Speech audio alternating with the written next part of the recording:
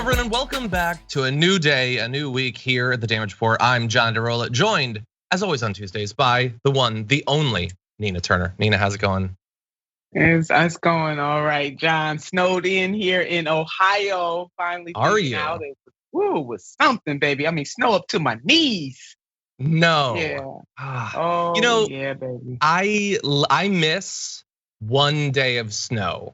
I miss that. I would like to experience that in LA. One day of snow. I grew up in Connecticut, so snow is fun in the beginning, but then a few months into it, you're kind of sick of it at that point. But I do miss snow. I lived in Texas, and then here, I just don't experience it.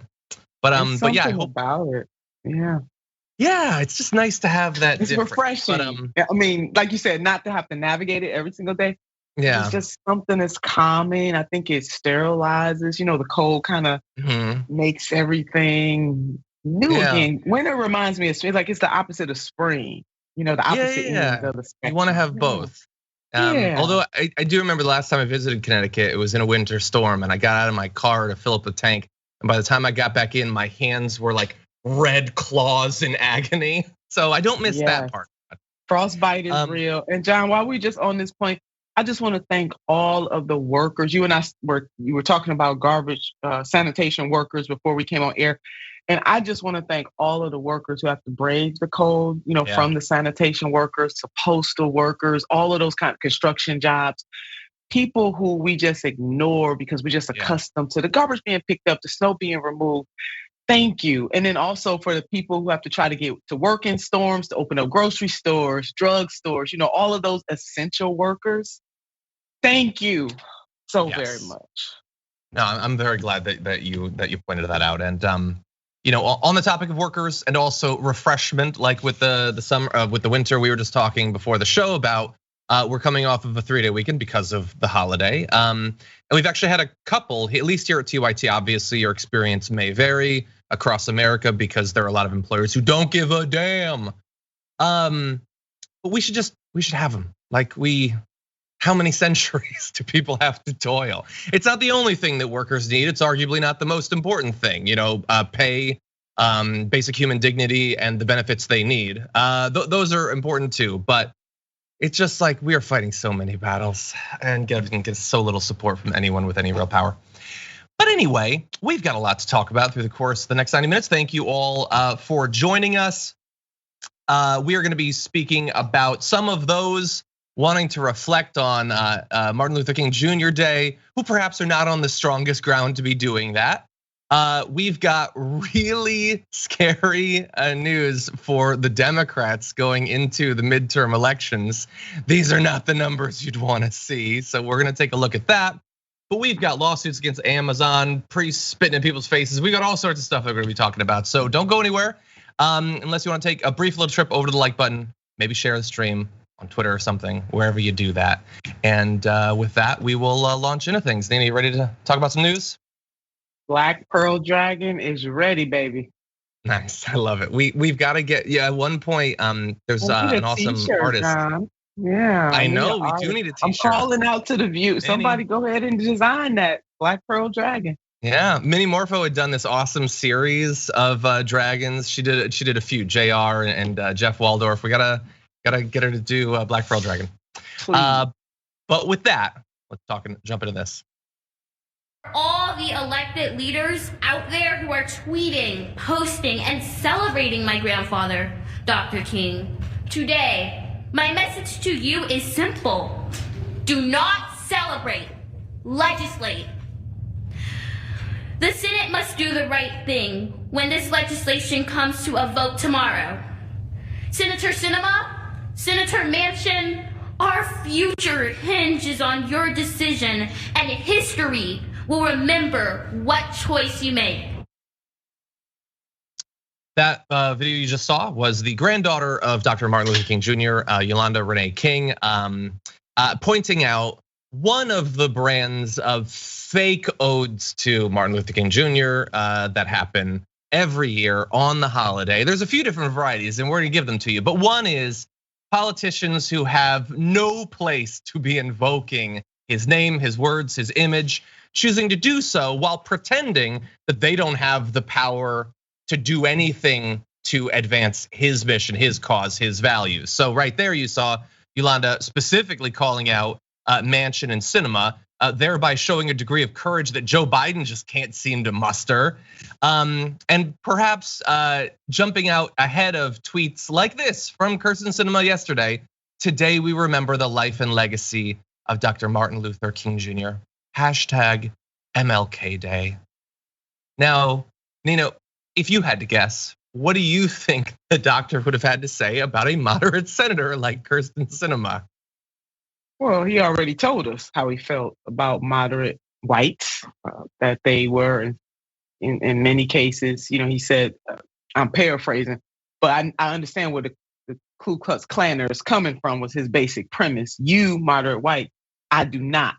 You are wolves in sheep's clothing. Now, again, I'm paraphrasing Dr. King, but we can go ahead and just get his exact quote on that. So he's already made the statement about moderate whites. And shout out to Yolanda Renee King, baby, for naming names and setting it straight. Don't you even. And really the entire King family. I mean, Reverend Bernice King was handling her business yesterday as well, laying it out, basically saying the same thing that her niece was saying. It really is time out. These people have no shame, John, really, because if they did, they would not even fix a tweet, their mouths, nothing on their beings, to quote the Reverend Dr. Martin Luther King Jr., when they are not willing to hold on to the mission of the man. Because see, his words and mission went together, and they're standing in the way of his global humanitarian mission. Yeah, and he was so like she knows, man. She knows. Like, how are you gonna pretend like you just less than a week ago said, oh yeah, no, I love voting rights bills. I think they're great, but I like the filibuster so much more. And I think that tradition is just way more valuable. Like it's not like she is just holding a position that he sort of generally or in some vague sense was against. She very specifically is doing the exact thing that he has been directly quoted about. And I kind of like devil's advocate want to like assume that she doesn't know that, but I keep getting told by everyone that she's a genius. So she must know about these quotes. She must know what she's doing. So it's either stupidly shallow or she is once again spitting in our face, but this time invoking the legacy of Dr. Martin Luther King Jr. as she spits in our face. That's what it feels like, because she knows what she's doing. No, she does. And when you spit in somebody's face, anyway, don't get me started. You really got me started on this. She knows exactly what she's doing. So it's from the letter from the Birmingham jail. Just indulge me for 1 minute, John, because I'm sick of these people. I really am. And it's not just Sinema and Manchin. Let Sister Turner just put that out. It's a whole bunch of people hiding behind them. They are the manifestation of the worst, but there's a whole bunch of people on the Democratic side too, they are Democrats. Lord have mercy. I almost forgot those two were Democrats, John, but there are a whole bunch of people who are just like them, both Democrats and Republicans. But Dr. Martin Luther King Jr., April 16, 1963, in his letter from the Birmingham jail, first, and I'm quoting him directly, I must confess that over the last few years, I have been gravely disappointed with the white moderate. I have almost reached the regrettable conclusion that the Negro's great stumbling block in the stride towards freedom is not the white citizens counselor or the Ku Klux Klaner, but the white moderate who is more devoted to order than to justice, who prefers a negative peace, which is the absence of tension, to a positive peace, which is the presence of justice. And I can go on. I'm gonna just stop right there. Dr. King laid that out. He did. And so that is for all, not just these two who have enormous power. Hell, they stopping the end of just to carve out just a little rule to put the filibuster to the side just to deal with voting rights. Let's know, John, we should go for the whole thing and just do away with the filibuster as a rule in the United States Senate altogether. We can't even get these two and some others who hide behind them to do the right thing for voting rights. So yes, what young Yolanda Renee King said, don't do it. Yeah. Don't quote legislate. Yep. And doing it for the exact reason that he laid out in that quote. Like, yes, she loves to cosplay that she's progressive or trendy or But no, she wants things to be stable. She and the people that back her financially are doing very well economically. They want to continue that. That's right. And the filibuster helps to protect those things. She fundamentally does love the filibuster as much as she says, although not for the reasons that she says. She wants to be able to stop anything financially that would be a risk to her and her class. That's what it is. She doesn't want the reconciliation bill. She doesn't want any of that. And so she likes to do her little tweets or whatever. But she's honestly like, yeah, faker than so. Like we could bring up like Kevin McCarthy from the halls of Ebenezer Baptist Church to the steps of the Lincoln Memorial. MLK spent his life spreading what he called the gospel of freedom. He never gave up and he never preached hate. His words and examples inspire us today as we celebrate a great American on MLK Day. And if we know one thing, Nina, it's that Kevin McCarthy loves leaders who do not preach hate. He would never follow a leader who's hateful or vindictive or xenophobic or racist or misogynistic or homophobic or any of those sorts of things. Never. He would never do it. No, they are fake. And I'm glad they're being called out for it this time, John. I think this MLK Day, different than others in the past, that people are standing up in like in a communal fashion, calling these people out to have the King family lay out what is going to be acceptable this year, going into the celebration of their father and their grandfather. They let it be known. Don't do it. Yeah. Senate and the Senate is supposed to vote today. Is that right, John? Exactly. Let's call the roll. Yolanda addressed that. Yeah, let's call the roll. And look, if it comes to Kevin McCarthy, he will vote it down again as he has in the past. He does not support the John Lewis Voting Act, let alone any other voting acts. Back in 2020, when mail-in voting was expanded, because of the pandemic, he called it disgusting. Yes, he is for the gospel of freedom, Kevin McCarthy, except that he's not. So that's also by the way. Limited gospel freedom, John. Let's just go. Freedom for certain people in certain ways. He never gave up and he never preached hate. So there's a couple different like genres of co-opting his message and stuff. But one is he was always just peaceful. He was nothing radical. Don't do anything crazy. Just like you could have like a good value, but like be quiet about it. It's like trying to pretend that he's exactly the sort of movement person or protester that they want when they would have been viciously opposed to him then. John, I want to recommend, this is it, The Radical King. There you go. Yeah. By Dr. Cornel West, baby. This is it. Edited and introduces Dr. King. You're absolutely right. When Dr. King was alive, his approval rating or disapproval rating, 77% of whites disapproved of him and 55% of blacks. And that really came barreling on him and Mrs. Coretta Scott King when he stood up against the Vietnam War, when he called out this nation for militarism, poverty, and racism. They're like, oh no, Dr. King, now you done went too far now. Just stay on over here in the civil rights lane. Don't touch that kind of stuff. So spare me. If Dr. King was alive, these very people, and again, let me emphasize bold exclamation point that is not just Manchinima or Cineminima, whatever the hell we calling them these days, Cineminima. It is a whole bunch of folks who have power right now, and they are not using that power to stand up for what is in the best interest of the people. And it's not just voting rights. People can't afford their groceries, John. They can't afford gas. They can't take time off. You and I were talking about that. People sick. You got the CDC telling folks to just go in. You got employers exploiting this situation by driving up prices, making extraordinary profits on the back of folks. See, making profits ain't the problem, but it's excessive greed. You're not gonna raise the wages of the very employees that help you make those profits. And then we got folks who say, oh, it's okay for members of Congress and their family members to trade in stock. Let me shout out Senator Ossoff for introducing that legislation, baby. Yes. Now let's call the roll on that. Yeah. And see who's in support of stopping that. So, John, it's a whole host of things that we must reflect on right now in this moment and use the Reverend Dr. Martin Luther King Jr. and Reverend Bernice King reminded us, do not leave out her mother. And so I am going to be more concentrated too to make sure, and Mrs. Coretta Scott King, as she reminded us yesterday publicly in a tweet, we would not have MLK Day without Mrs. Coretta Scott King, who was a civil rights leader in her own right, John. But can I just bottom line this? It is the man and his mission, the mission part that these people are missing. So again, it ain't just Minima, Cinema, and Mansion. It's other of these folks too.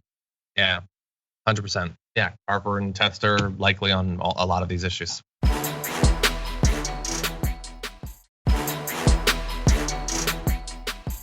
Let's turn to a slightly different form of this. Another genre of MLK Day tweet that you see every single year is the one where somebody puts something out and then sort of pretends to forget the context of who they are or who their circle was at this time. So one that we have to spotlight is from @FBI, who says Dr. Martin Luther King Jr. once said, "Life's most persistent and urgent question is, what are you doing for others? This MLK Day and every day, the FBI remains dedicated to service and committed to protecting our communities." They left off the end of that sentence, which would have been there back in the time of MLK, which is protecting our communities from people like him, because they were 100% opposed to him. This is a memorandum that the FBI headquarters sent out to all of their active agents that was unveiled eventually in the Church Committee report that said, as late as March 1968, FBI agents were being instructed to neutralize Dr. King because he might become a messiah who could unify and electrify the militant black nationalist movement. If he were to abandon his supposed obedience to white liberal doctrines, nonviolence, and embrace black nationalism.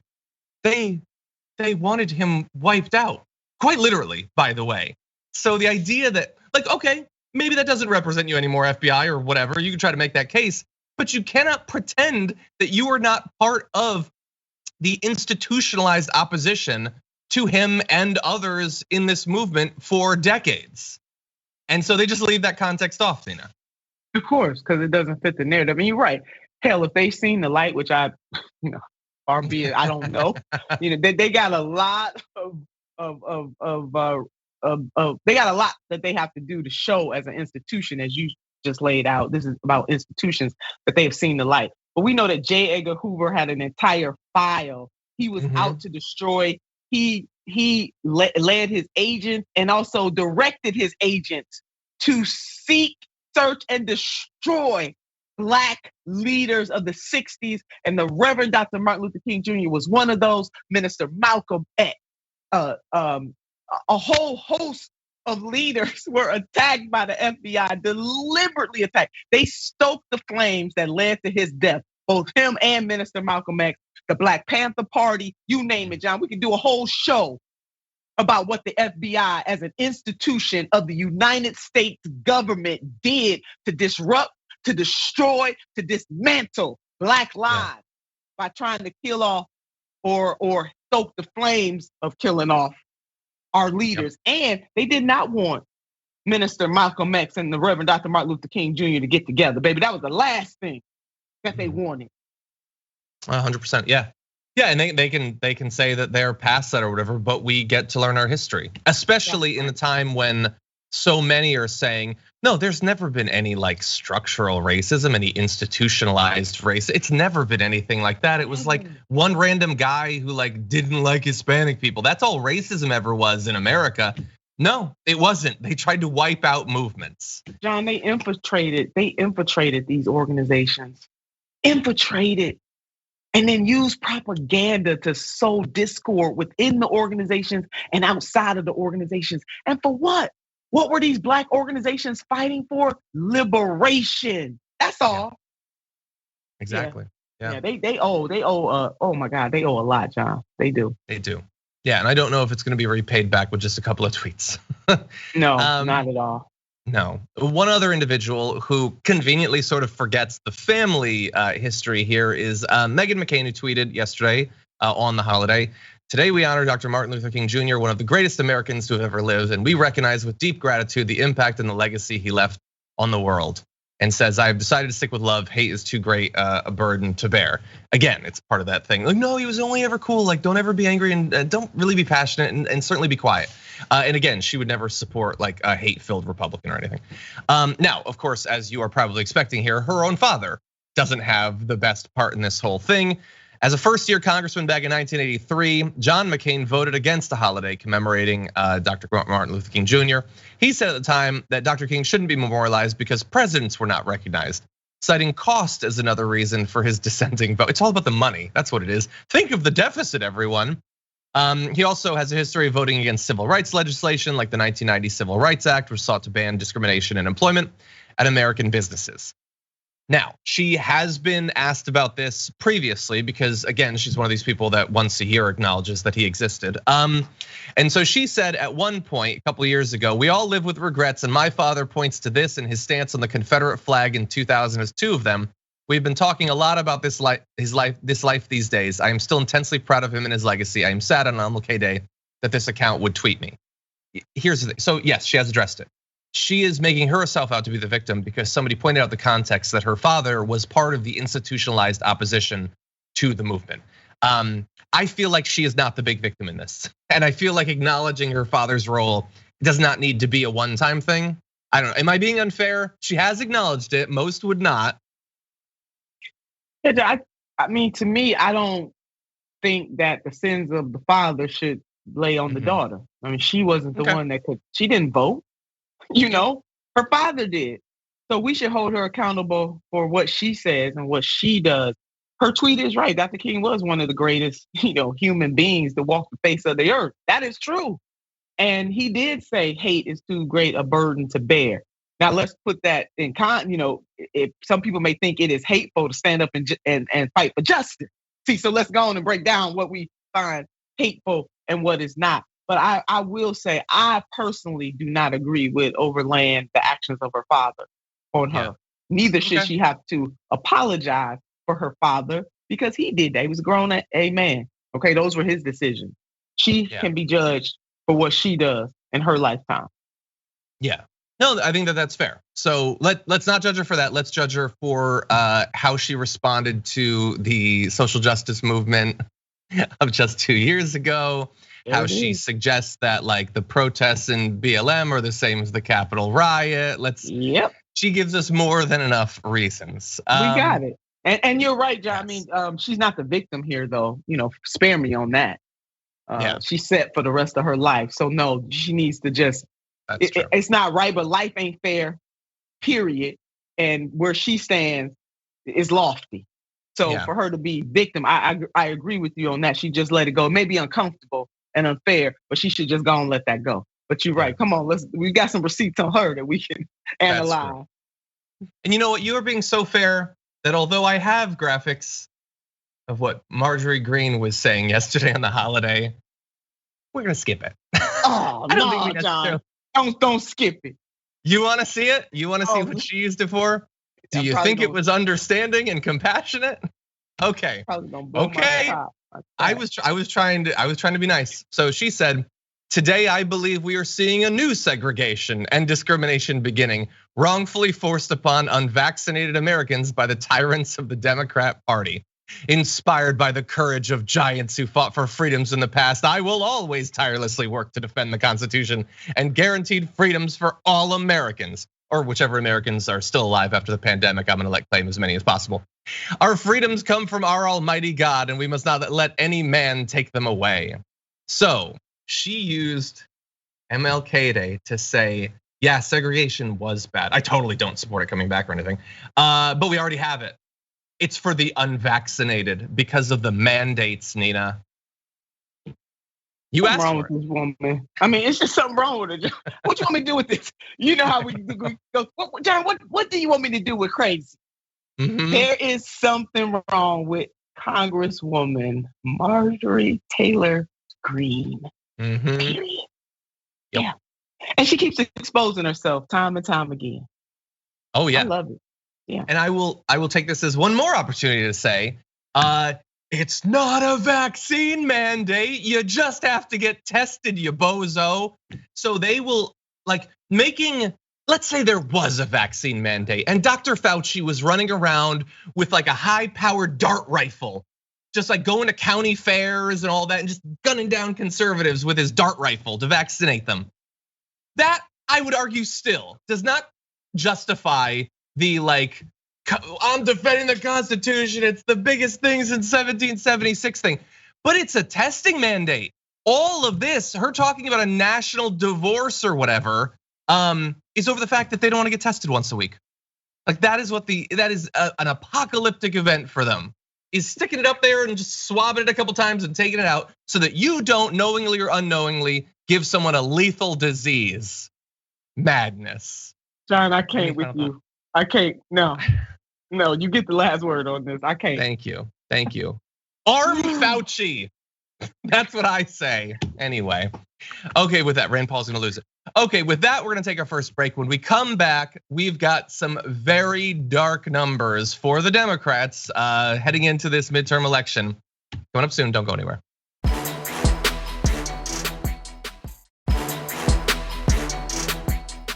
I forgot that we had these videos for this. Okay, let's have a little bit of fun. Let's jump into this video.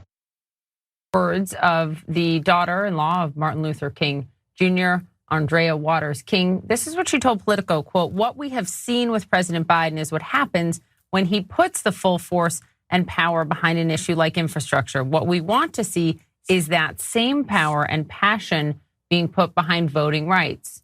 Do you think that's fair criticism? Did President Biden put more effort into getting infrastructure passed, for example? Well, he got infrastructure passed, and that's a good thing because success can breed success. He is putting the full force of the presidency behind it. I think the problem for the Democrats right now is not that they have bad leaders. They have bad followers. Oh, God. To say that and to sound like you'd thought of it before you said it. So that's Paul Begala being asked about what Biden is doing, what he could be doing. They raised a few points there, Nina. What do you think about this? That the Democrats, it's not a problem of their leaders or anyone elected. It's just the followers. Yeah, let's not hold the people with the highest titles in the land accountable. Let's not do that. Let's do the followers. I'm telling you, John, I wanted to jump out of my skin. I did tweet on that, and I said I meant to tweet "Good God, no," but I ended up tweeting "God, no." Same thing. Good God, no. God, no. God, no. Woo, baby. I make that a T-shirt. God, no. That just shows you how out of touch these elites are. Bad followers, as if people are supposed to be blindly loyal. That's the thing, John. Don't. What the King family had to say is true. All they're saying is put the same effort and emphasis on voting rights that you did on infrastructure. What's wrong with that? Yeah. So the problem with the Democrat, man, go on. Yeah. Go on, man. By the way, I think the family was being pretty generous to him there. They were. That he did do everything. And then Begala's like, he got infrastructure, kind of. Okay, the reconciliation bill, the true infrastructure that definitely like acknowledges a breadth of obligations from the government to its people that I think is much more in line with something that MLK might have recognized. Well, okay, we got the bipartisan one. Does anyone think that is significantly different than hypothetically what Trump might have passed if he'd ever taken infrastructure seriously? Maybe a little bit of money, a couple of priorities, but much of it would have been the same. And he had no hesitation on saying that after the host laid out what the King family was asking for. That's how out of touch. Begala, this is for you.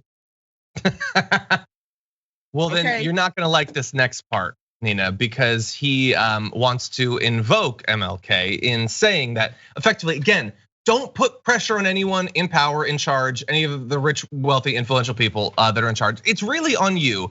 And here's an anecdote he's gonna use to make that point. Okay, I read the most amazing essay today from Andy Young. Andy is former mayor of Atlanta, former UN ambassador, and more importantly, probably the closest confidant and aide to Dr. King. He told this story. December of 1964, Andy Young and Dr. Martin Luther King Jr. go to see Lyndon Johnson to push him for a Voting Rights Act. Johnson says, I can't do it. I used all my power to get the Civil Rights Act done last year. I don't have the power to push Congress any further on voting rights. As they left the White House, Andy Young's words, he said, I asked Dr. King what he thought. He said, I think we got to go get the president some power. And so you know what they did? They organized, these are Andy Young's words, we mobilized the churches, the universities, the labor unions, the business community, a coalition of people of goodwill.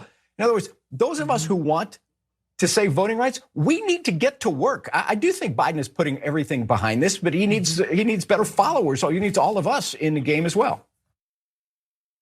Nina, when are all of these lazy people out here gonna give some power to the Democrats, to Biden? When are they gonna get around to doing it? Why are they so lazy? I'm telling you, John, you want me to explode here today, don't you? You just want me to. I do. Let's see. I'm just right now on the damage report.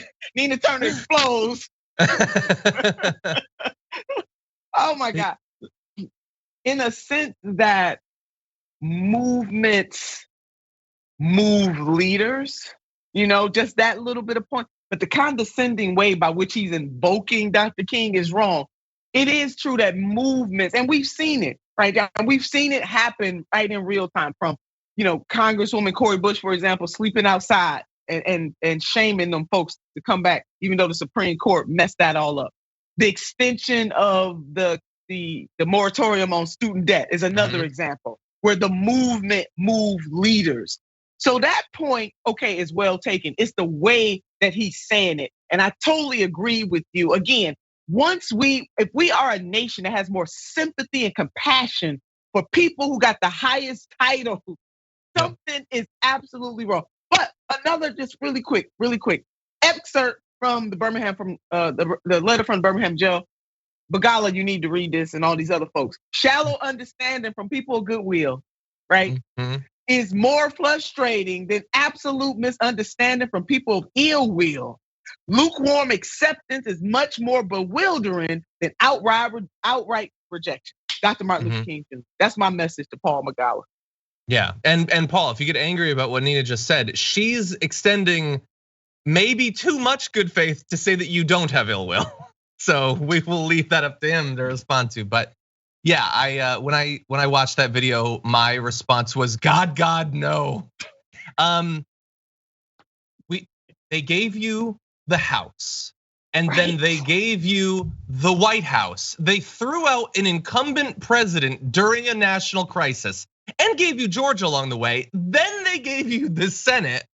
How much more power can they give you? Use some of it. Come on. And people are out there protesting their behinds off. Yeah. What are you talking about, John Begala? Yeah. Please, I would love to go side by side, round by round. Look, we just need to come on the damage report. Let's have this thing out. Begala on the damage report, hashtag. That's the challenge for the day. That's it, baby. Use your power. Oh, by the way, you might want to use it quickly because you're not going to have it for that much longer. New numbers for the Democrats going into the midterm elections are horrible.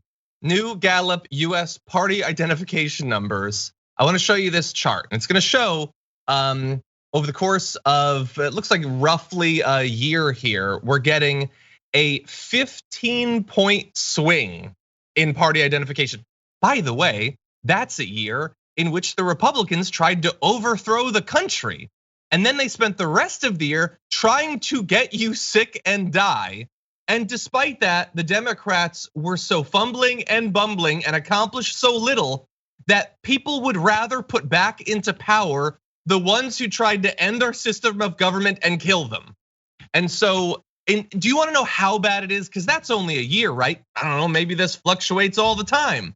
Well, let's go back, Gallup, all the way to the beginning of the 1990s, because you have to go back that far to find the gap in this much in favor of the Republicans. Like before the Republican takeover of the House, that is what the numbers are looking like right now. And in fact, you can find that the move from the Democrats, a move away from the Democrats to the Republicans, if you bring up this Josh Jordan tweet, is found in all intensity levels. And we now have a generic ballot as well that has moved 6.5 points to the GOP in less than 1 year. An almost 6-point lead for the Democrats to a 1-point lead for the Republicans in a year where the Republicans did nothing except for the horrible things that they did. Nina, what do you think? God, no. God, no.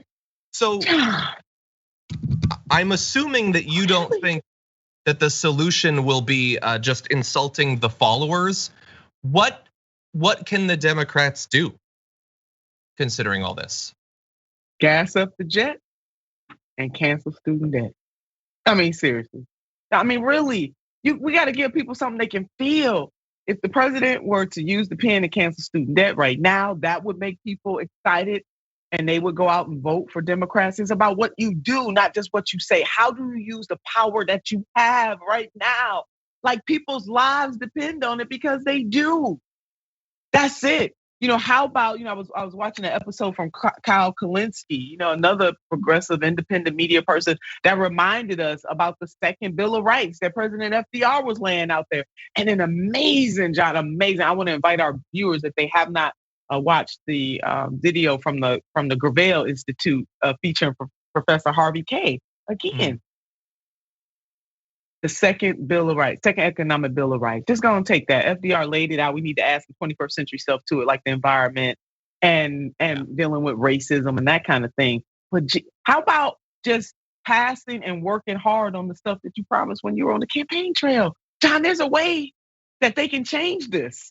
Yeah. But they gotta act, and they gotta act quickly. Exactly. I would be embarrassed by the numbers you laid out.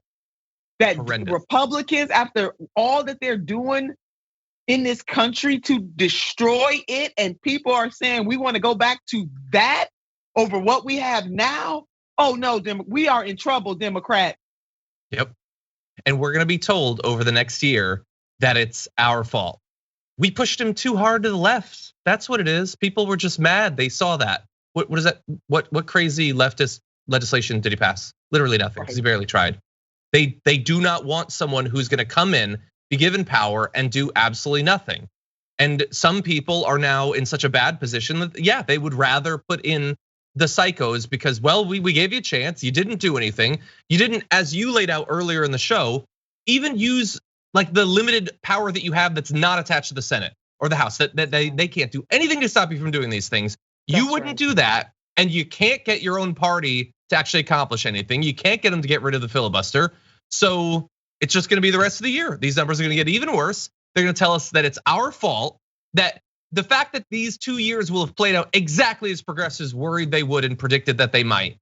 We're gonna be told that we're the fault of it. After we didn't get the presidency, we didn't get to have a progressive, we're still gonna be blamed for it. When we're desperately trying to save them. Why don't they care about themselves as much as we're more in their corner than they are themselves? They want power desperately, but briefly, because they certainly aren't willing to do anything to hold on to it. Yeah, I mean, John, it has been the progressives that have been holding strong the president's agenda. It's been the extremist Democrats that have fought him on every turn, even though, Build Back Better, all of that infrastructure, it needs to be more robust, but at least the progressives, in particular the squad. What did they tell them, John? They said, don't do it. Don't separate infrastructure from Build Back Better. We're gonna regret it. And look where we are. So they can try to blame progressives all they want. But if they look at what the American people want, they want us to cancel student debt. They want Medicare for all. They want their prescription drugs to be lowered. They don't want corporations to be able to continue to buy out politicians and take over this country. They want paid medical leave. John, that's it. So you know who the extremists are? The people who don't believe in those things. Let's just go on and turn that around and tell it what it really is. The people who are against the American people are the people who don't want minimum wage to increase, don't want universal health care, don't want to drive down the cost of pharmaceuticals. I mean, hell, John, we couldn't even get them to expand Medicare as it is right now to extend dental and hearing and vision to elders in the United States of America. So those are the extremes. Yeah. Oh God. Okay. We're gonna keep watch on it. We're gonna see what happens. Not looking good. I'm not interested in Speaker of the House Donald Trump, but apparently the Democrats aren't that worried about it. So okay, we can only open the door. We can't force them to walk through it. Anyway, we're gonna take our second break, so don't go anywhere. Lots more to get to.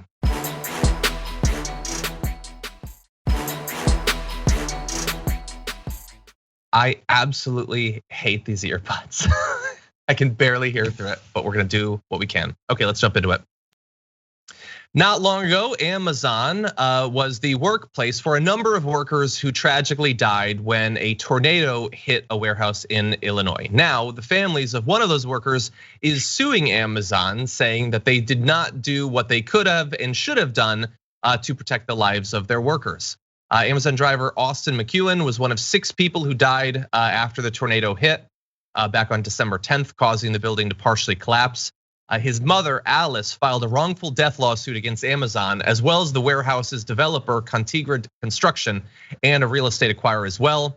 The lawsuit says that Amazon should have known a tornado was possible as early as the previous day due to weather notices, and that it kept workers inside the warehouse until moments before the tornado hit, saying that they failed to evacuate workers. And in fact, 911 calls show workers were told to take shelter in bathrooms. Alice says, "It appears that Amazon placed profits first during this holiday season instead of the safety of our son and the other 5 families who lost loved ones." And by the way, she is asking for right now $100,000, which seems very low for the loss of a life. It seems eminently reasonable. This is not some insane radical thing that's seeking to put Amazon out of business. This seems highly reasonable, Nina. Yeah, very much so. And condolences to her and the other 4 families. This was certainly a tragedy that did not have to happen. And so from a policy perspective, we need local and state and federal government, but we need regulations when it comes to this. And to me, the state government itself should be also filing the lawsuit on behalf of the people, because what Amazon did was to put the lives of people in danger. And then lastly on this point, John, all of us with the appetite to get things quickly, look, Amazon is probably never going to go out of business. So what is our collective responsibility, both as individuals and also government, to make sure that we stand in solidarity with the workers there and also hold Amazon accountable? Bezos and company should be ashamed of themselves, but they are not. But John, it makes no sense for a company that is this economically successful to do its workers the way they are doing their workers right now. No sense whatsoever. And American people gonna have to demand more, because Amazon's not going anywhere. So we're gonna have to do something to make sure that that place functions in a way that gives workers dignity. You've used that word a lot. And also the wages and off time that they deserve. They deserve this. Yeah. As you say, though, they are not ashamed. In fact, they put out a message from a spokesperson in response to this saying, "We believe our team did the right thing as soon as a warning was issued, and they worked to move people to safety as quickly as possible. We will defend against this lawsuit, but our focus continues to be on supporting our employees and partners, the families who lost loved ones, the surrounding community, and all those affected by the tornadoes." And I hate that statement. Yeah, that statement contradicts itself. You know, you can't be on one hand saying you're gonna stand against the lawsuit and then say you stand with the families. You can't have it both ways. Admit you were wrong. You should have closed down that facility. They're right in that lawsuit the day before. Customers will understand that they might not be able to get something in the next 2-3 hours because you are trying to preserve life. Jeez, God, no. John, that's the word of the day. Exactly. Jeez. And related to that, by the way, they say, the truth is that this was a new building, less than 4 years old, built in compliance with all applicable building codes, and the local teams were following the weather conditions closely. Severe weather watches are common in this part of the country, and while precautions are taken, are not cause for most businesses to close down. Okay, well, I don't care about the spokesperson, but this I think should be addressed to Amazon and perhaps the US government. Maybe they should be.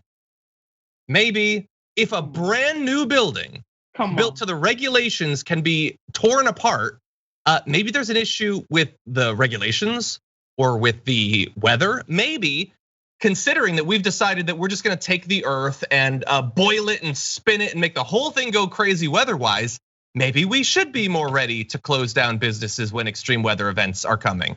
You know, maybe the buildings in California have the proper fireproofing, but when a wildfire is racing through the state, I think you need to take the immediate context into account. So Amazon didn't do the right thing, regardless of what they say. Hopefully, at least in the future, they will.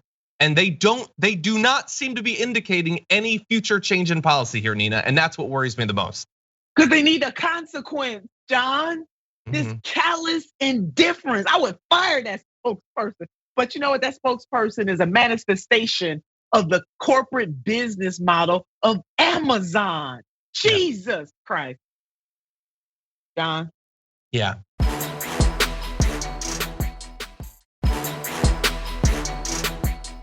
That was a serious one.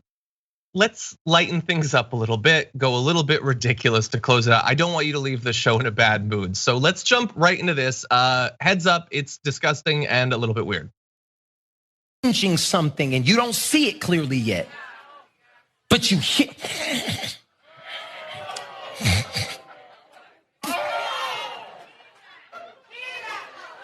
Yeah, because the vision I'm about to give you, it might get nasty.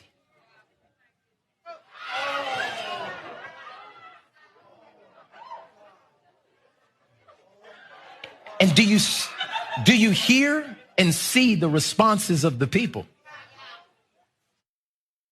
I heard him. I felt it. I felt the same as those people, Nina. He is demonstrating a point there, sort of. But I would not want to be the guy that he was demonstrating it on, because not only did he rub spit in the guy's face, he apparently generates an impressive amount of spit, because it was all over that guy. That is the Oklahoma-based mega church pastor, Michael Todd. Thoughts, Nina? John, I thought you were gonna lighten my mood. Pastor Todd then took show and tell to a whole nother level. Let me just say that thing. No, hell no. No, John, this done made it worse. I'm just gonna spontaneously combust right now. That's funny, because when I was watching that video this morning, I knew what it was about, but I wanted to watch the full video. That was the sound. I literally was in the big room out here. I just said, no. Yeah, but yes, he did do that because receiving God's vision can be nasty, although probably not that nasty. No, I don't know. I haven't read like the whole Bible or anything, but like, I think I'd prefer the Bible to the spit. But anyway, only mamas get to do that to little babies. You know what I mean? Before they are conscious enough to know what mama is doing. That's it. Even then, it's like a little spot. Right, it's just a little dab, right? A little dab, but do you? But you understand what I'm saying, though? Only mom. That is reserved for mamas with babies who will not have a consciousness that mama did a little dab in love. I don't know for sure, but I don't think that's his child. That man standing next to him. No, he was like Saruman, putting the white hand of spit on the guy's face and branding him. Now he was criticized a lot. Makes me want to gag, and especially with COVID too. Jesus, man, what you doing? Yeah. You want a miracle? Oh, John, you making me nauseous. That whole thing made me nauseous. Seriously. By the way, a lot of religious leaders have died from COVID in the last couple of years. Yeah. So I would say for both of you, please be more careful. No. He responded to the criticism saying, "It's never my intention to distract others from God's word and the message of Jesus, even with illustrations. I apologize for my example being too extreme and disgusting. I love everybody, #represent." Okay, he apologized. There you go, Pastor Todd. Yeah, that's all you, he apologized. Hopefully good. The man he did it to accepts it, because that was, Lord Jesus. Hey, John, God, no. I think that's what God was saying. No, not in my name. And why did the guy just take it? How loyal of a church follower is that guy? You know, when you put somebody on the spot like that, John, it's kind of hard, you know? That's true. You want to be a good participant. Well, you have been a great participant, Nina, as always. Thank you for bringing your fire and your passion. We really do appreciate it, as always. Thanks, John. I appreciate you. We did that today. Love y'all, Dragon Squad. We did. Everybody, check out Power Hour. Become a member every Thursday. Awesome show. You'll see Nina then. Thank you, Nina. Have a good one. And for those of you at home, although our linear audience must now bid adieu to you, we do have more coming up on Twitch and on YouTube. Another half hour of awesome news, including non-consensual ivermectin. Everybody, we finally found it, and lots more besides. So we're gonna take a short break. Don't go anywhere. I'm gonna look for some earbuds, and we'll be right back.